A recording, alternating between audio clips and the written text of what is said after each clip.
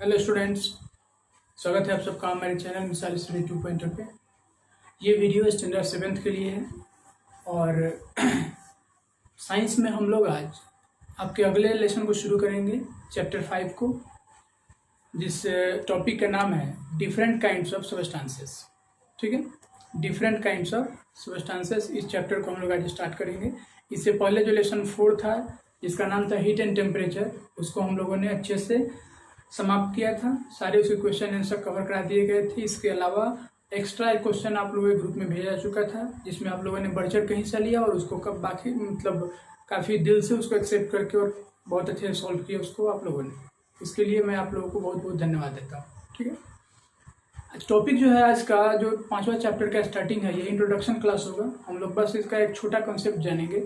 Chapter 5 होगा different kinds of substances, यानी पदार्थ के विभिन्न प्रकार। चलिए देखते हैं डिफरेंट काइंड्स ऑफ सब्सटेंसेस होते क्या हैं और इसमें हमें पढ़ना क्या है इस चैप्टर में। ठीक है, तो वीडियो में अंत तक आप लोग बने रहिए। सबसे पहले अगर बात की जाए तो इसमें हमें पढ़ना है सब्सटेंस के nature according to their chemical property. जो सब्सटेंस होते हैं उनका केमिकल प्रॉपर्टी के आधार पर जो नेचर होता है वो क्या होता है, हमें इस चैप्टर में वही जानना है। ठीक है, तो केमिकल प्रॉपर्टी के आधार पे जो सब्सटेंस का नेचर होता है उसको हम लोग क्लासिफाई करते हैं 3 पार्ट में, एसिड, बेस एंड साल्ट। या ये बोला जाए कि उनके बिटरनेस पे, उनके सावरनेस पे अगर बात की जाती है तो हम लोग एसिड, बेस और साल्ट पे उसको क्लासिफाई करते हैं। और सबसे पहले हमें इस चैप्टर में एसिड के बारे में जानना है। नॉर्मली ये सुना भी जाता है कि एक केमिकल है, काफ़ी सारे लोग इसका यूज करते भी हैं। सबसे पहले ये जानते हैं कि एसिड होता क्या है और ये कौन कौन सा अपना प्रॉपर्टी लेके आता है। यहाँ पे मैंने एसिड से रिलेटेड कुछ हिंट्स को यहाँ पे कलेक्ट किया है, इसको आप लोग ध्यान से समझिए। पहली बात क्या है, the word acid is derived from Latin word acidus which means sour. Latin भाषा से इस एसिड वर्ड को निकाला गया है और लैटिन वर्ड में या लैटिन लैंग्वेज में एसिड का मतलब जो होता है वो होता है सावर। ठीक है, एसिडस जो है, एसिडस से इस एसिड का फॉर्मेशन हुआ है, यानी एसिडस वर्ड से एसिड वर्ड बना है और इस एसिडस का मतलब क्या होता है, सावर। और इसी के कारण हम लोग क्या बोलते हैं कि जो सब्सटेंस खट्टे होते हैं उनमें एसिड पाया जाता है। Second, acids are sour in taste. Acid जो होते हैं वो स्वाद में क्या होते हैं, खट्टे होते हैं, सावर होते हैं। C number, acids conduct electricity in the presence of water.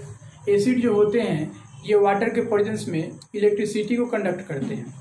ये वाटर के प्रेजेंस में क्या करते हैं, इलेक्ट्रिसिटी को कंडक्ट करते हैं। यानी अगर एसिड को आप वाटर के साथ मिक्सअप कर देते हैं तो एसिड जो होगा वो भी क्या करेगा, कंडक्टर का काम करेगा और वो भी इलेक्ट्रिसिटी को अच्छे से कंडक्ट करने में सहायता करेगा। ठीक है, all acid contains hydrogen ion. अब देखिए एक नया वर्ड मिला, hydrogen ion.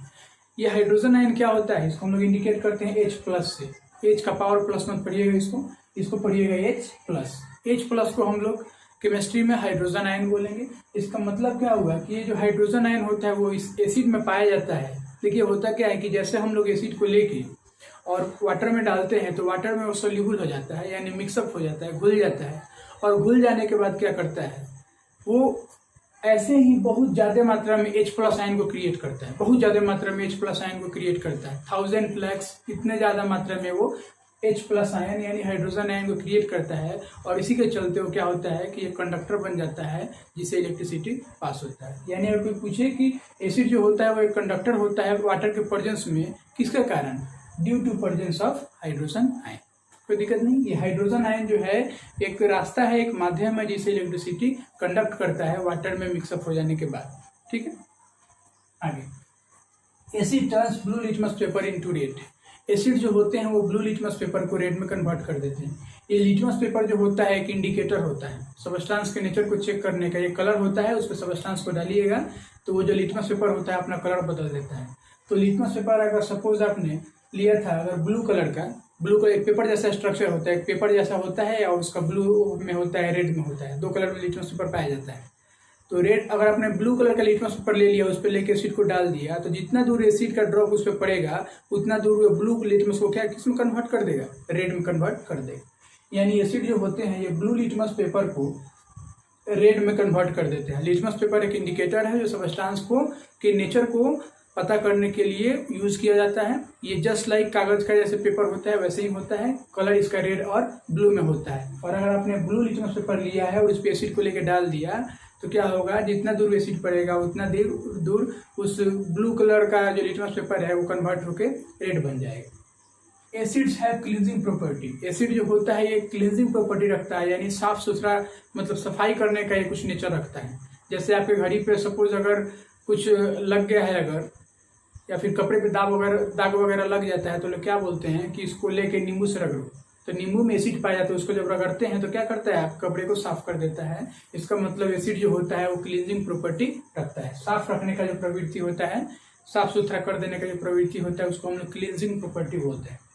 Most of acids are corrosive in nature. बहुत सारे ऐसे भी एसिड होते हैं जो नेचर में कोरोसिव होते हैं, ठीक है।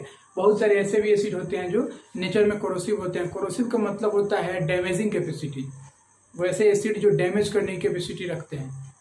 हालांकि बहुत सारे केमिकल्स होते हैं जिसमें एसिड डाला जाता है और इसको बोला जाता है कि इसको मतलब अपने यूज से दूर रखें, मतलब इसको आप नॉर्मल यूज में मत लाएं। जैसे हार्पिक होता है, हम लोग नॉर्मली बाथरूम में यूज करते हैं, उसमें large amount of acid available रहता है, तब तो जाके आपके बाथरूम सीट को वो इतना शाइनी बना देता है, इतना अच्छे से उसको साफ सुथरा कर देता है। तो बहुत सारे जो एसिड होते हैं, जो स्ट्रॉन्ग एसिड होते हैं, जो जिनमें स्ट्रॉन्गली केमिकल मिक्स रहता है, तो वे एसिड जो होते हैं ये कोरोसिव होते हैं नेचर में, मतलब ये डैमेज करने का चांस रखते हैं। अगर आपके स्किन पे पड़ जाए तो आपके स्किन को वहां से बिल्कुल खत्म कर देंगे, ठीक है। तो ऐसे कोरोसिव एसिड से हमें बच के रहना चाहिए। Most of acids are soluble in water. बहुत सारे ऐसे भी एसिड होते हैं, या मैक्सिमम एसिड बोल लीजिए, जो वाटर में सोल्यूबल होते हैं, यानी पानी में कम्प्लीटली डिजोल्व हो जाते हैं। अगर वैसे एसिड को आप वाटर में डालते हैं तो वो कम्प्लीटली डिजोल्व हो जाएंगे, और डिजोल्व हो जाने के बाद वो क्या करेंगे, हाइड्रोजन आयन बना देंगे, जिसके चलते वाटर में क्या होगा, इलेक्ट्रिसिटी का कंडक्शन शुरू हो जाएगा। कोई दिक्कत नहीं। फिर acids have pH value between 0 to 7, ठीक है। एसिड का स्ट्रेंथ पता करने के लिए कौन सा एसिड ज्यादा खतरनाक है, कौन सा एसिड कम खतरनाक है, उसके लिए हम लोग एक स्केल का यूज करते हैं, जिस स्केल का नाम है पीएच स्केल। क्या है, पीएच स्केल। इस पीएच स्केल की मदद से हम लोग एसिड का नेचर पता कर सकते हैं कि एसिड जो है हमारे लिए फायदेमंद है या हमारे लिए नुकसानदायक है, ठीक है। 0 से लेकर और 7 तक के बीच में एसिड जो होते हैं वो अपना पीएच वैल्यू शो करते हैं, यानी 0 हो सकता है लेकिन 7 नहीं होगा, 7 से कम ही होगा। 6.5, 6.7 यहाँ तक जाएगा एसिड का पीएच वैल्यू। 7 पे आते आते वो साल्ट का मतलब पीएच वैल्यू हो जाता है, ठीक है। तो एसिड का पीएच वैल्यू जो होता है वो क्या होता है, 0 से लेकर और 7 के बीच में ही रहता है। 7 से बाहर नहीं जाएगा, 7 भी नहीं होगा, 7 से कम ही रहेगा, ठीक है। और एक और बात, जो एसिड स्ट्रॉन्ग होते हैं, जो काफी कोरोसिव होते हैं, जो काफी खतरनाक होते हैं, उनका पीएच वैल्यू 0 से लेकर 3 के बीच में रहता है। 0, 1, 2, 3 अगर ऐसा है किसी एसिड का पीएच वैल्यू, तो यकीन मानिए वो एसिड काफी खतरनाक है हमारे लिए, तो बिल्कुल ज्यादा खतरनाक है, ठीक है। Acids react with metal to form salt and hydrogen gas. Acid को अगर किसी मेटल के साथ रिएक्ट करते हैं, सपोज एसिड को हमने सोडियम के साथ रिएक्ट करा दिया, उस एसिड को हमने कॉपर के साथ रिएक्ट करा दिया, उस एसिड को हमने एल्यूमिनियम के साथ रिएक्ट करा दिया, उसी एसिड को हमने आयरन के साथ रिएक्ट करा दिया, तो एसिड जो होंगे उस आयरन के साथ रिएक्ट करके या मेटल के साथ रिएक्ट करके क्या बनाते हैं, तो साल्ट बनाते हैं एंड हाइड्रोजन गैस बनाते हैं। साल्ट बनाएंगे और हाइड्रोजन गैस बनाएंगे, यानी एसिड का रिएक्शन जब मेटल से होगा तो रिएक्शन जब जैसे ही पूरा होगा तो हमें साल्ट मिलेगा और हाइड्रोजन गैस होगा। ऐसा नहीं कि सारे साल्ट को आप खा सकते हैं, सारे साल्ट को हम लोग खा नहीं सकते, हम लोग सिर्फ कॉमन साल्ट को खाते हैं, ठीक है। अब देखिए कुछ एग्जाम्पल क्या है। एग्जाम्पल है सल्फ्यूरिक एसिड, जिसका फॉर्मूला होता है H2SO4। इस फॉर्मूले को आप लोग याद रखिएगा, sulphuric acid H2SO4। Hydrochloric acid जिसको हम लोग HCl बोलते हैं, और नाइट्रिक एसिड जिसको हम लोग HNO3 बोलते हैं। ये कुछ एग्जाम्पल है एसिड का। इसके अलावा भी बहुत सारे एसिड होते हैं, जैसे ऑक्जेलिक एसिड हो गया, मैलिक एसिड हो गया, सिट्रिक एसिड हो गया, टार्टरिक एसिड हो गया, ये सारे एसिड जो होते हैं पाए जाते हैं। लैक्टिक एसिड हो गया जो कि हमारे मसल्स में पाया जाता है, या दूध से जो दही बनता है तो लैक्टोबैसिलस नामक के जो बैक्टीरिया होते हैं उनके द्वारा इस एसिड का फॉर्मेशन होता है। साथ ही साथ सुबह जब हम लोग उठते हैं तो आपने नोटिस किया होगा, सुबह उठने के बाद आपके माउथ से कुछ स्मेल आता है, तो ये स्मेल जो होता है आपके माउथ में एसिड के बन जाने के कारण होता है, ठीक है। तो उसको हम लोग क्या करते हैं कि टूथपेस्ट से लेकर ब्रश करते हैं, टूथपेस्ट जो होता है वो हमारे एसिड को न्यूट्रल कर देता है, यानी उसके असर को कम कर देता है, और हम लोग काफ़ी रिफ्रेश फील करते हैं। तो आज का जो क्लास था ये था एसिड से रिलेटेड, और एसिड का हम लोगों ने इंट्रोडक्शन जाना। एसिड के बारे में यहाँ पे सपोज 8 या 10 पॉइंट है, काफ़ी ज़्यादा पॉइंट्स हैं आपके क्लास के पॉइंट ऑफ व्यू से। हालांकि एसिड और इससे मतलब कम से कम 10 पॉइंट और इसके बारे में लिखा जा सकता है, लेकिन आपके क्लास के हिसाब से जितना बेस्ट चाहिए था उतना काफ़ी है। तो एसिड का जितना प्रॉपर्टी बताया गया उम्मीद है आप लोग समझ गए होंगे, और इसको क्या करना है आपको फेयर कॉपी में अच्छे से नोट डाउन करना है और होमवर्क के रूप में सबमिट करना है। मिलते हैं नेक्स्ट क्लास में इस चैप्टर को आगे बढ़ाते हुए कुछ नए कंसेप्ट के साथ। धन्यवाद।